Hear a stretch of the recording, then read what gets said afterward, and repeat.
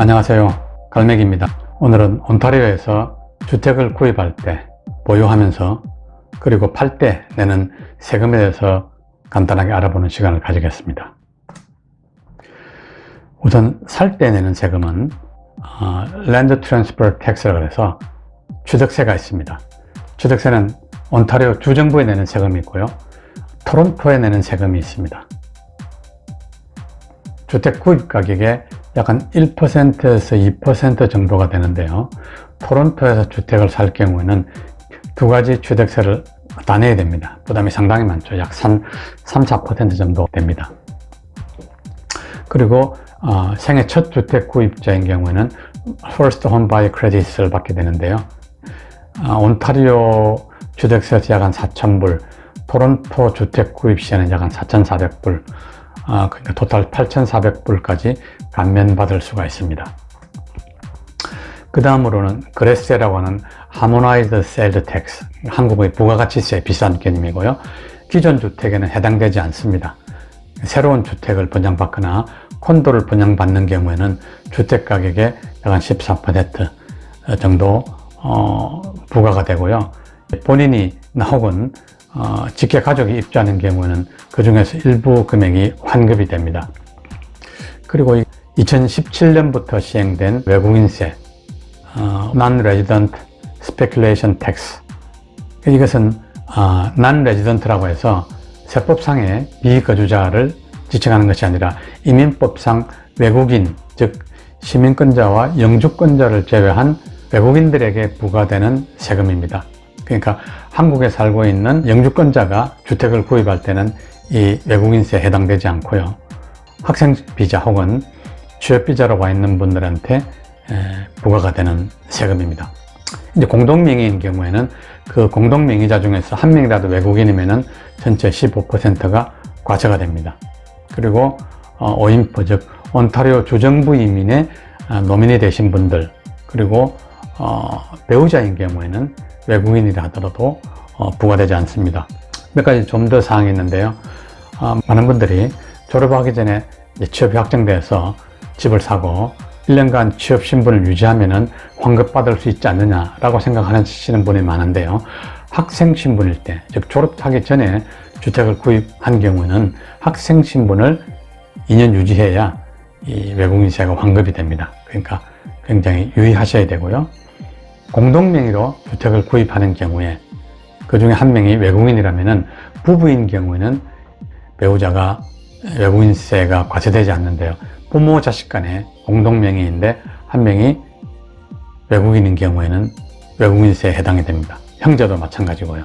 그리고 캐나다는 커먼로 파트너, 즉 사실혼 관계에서도 부부로 인정을 해주는데요, 이 경우는 3년간 동거 사실을 입증해야 외국인세 과세가 면제가 됩니다. 그 다음으로는 한국에서는 등기를 등기소에서 하기 때문에 등기세라는 것을 내게 되는데요, 온타리오에서는 이 변호사 사무실에서 단말기로 이 등기를 하게 됩니다. 그래서 변호사비가 바로 한국의 등기세와 같은 역할이고요. 그리고 타이틀 인슈런스라는 게 있습니다.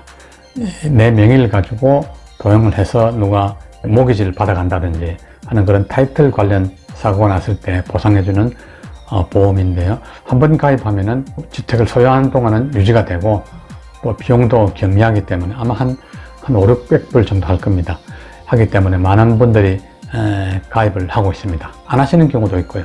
주택을 구입할 때 내는 세금의 종류들이고요, 여기서 파란 색깔 되어 있는 이 취득세하고 등기비만 생각하시면 됩니다. 일반적으로는 이제 보유세 같은 경우는 뭐 한국과 마찬가지로 이제 재산세이고요, 이게 감정가액의 약 한 1%에 해당되기 때문에 한국보다는 상당히 세죠.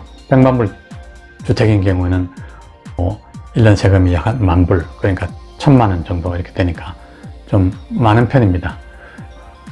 재산세는 주정부에서 부과하는 것이 아니라 주정부에서 부과하는 비율 플러스 시정부에서 부과하는 게 있기 때문에 각 시에 따라서 재산세율이 좀 많이 다릅니다.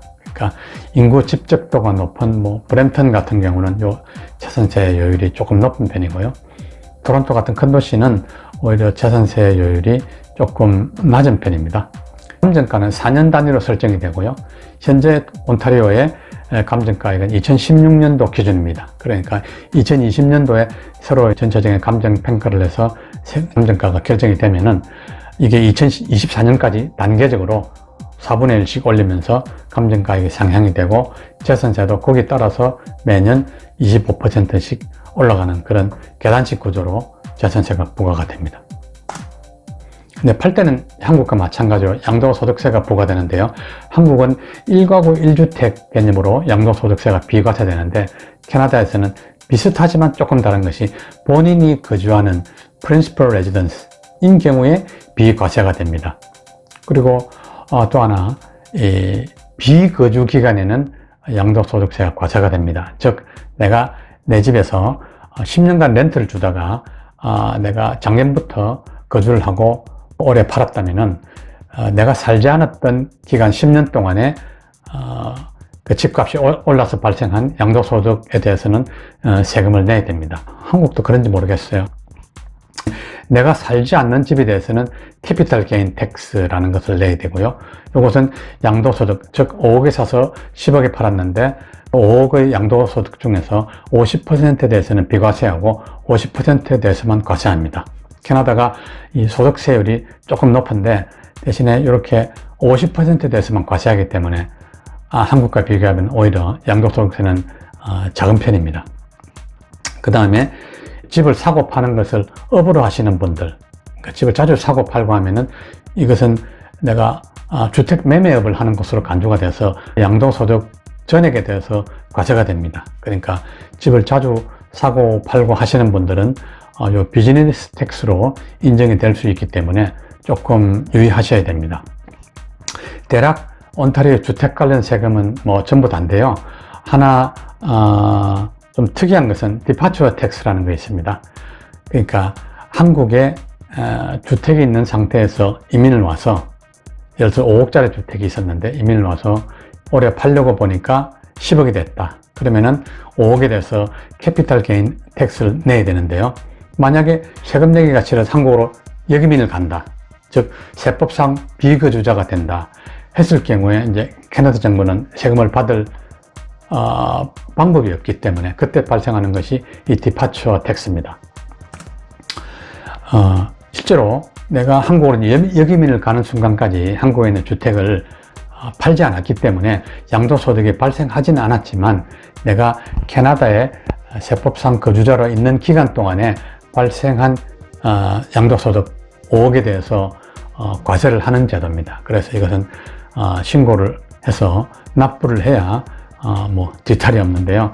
상당히 좀 복잡한 문제입니다. 그러니까 한국에 주택이나 부동산을 두고 오시는 분들은 한국의 양도소득세나 캐나다의 캐피탈 게인 텍스 그리고 디파처 텍스 여러 가지 점들을 복합적으로 고려해서 판단을 하셔야 되겠습니다.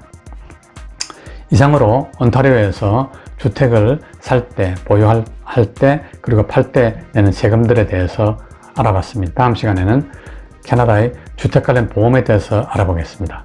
주택 관련 보험도 생각보다 종류가 많고 까다로워서 잘 모르고 있으면 큰 낭패를 당할 수가 있습니다. 주택 관련 보험에 대해서 알아보는 시간을 가지도록 하겠습니다. 이상입니다. 감사합니다. 굿바이.